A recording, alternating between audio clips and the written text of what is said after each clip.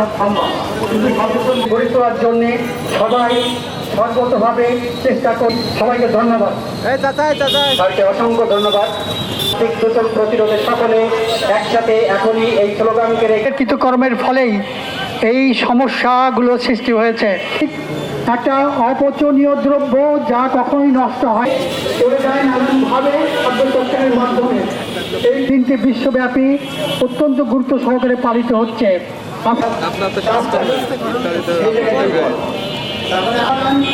আমদানি করা হয় যা আমাদের দেশে অত্যন্ত ক্ষতিকর।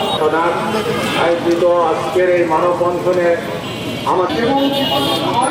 যা আমাদের জন্য ক্ষতিকর, পরিবেশ এবং পরিবেশ এই বর্জ্যটাকে কোনো অবস্থায় অন্তরণ করবে এবং তারা হ্রাস করতে হবে এবং আমাদের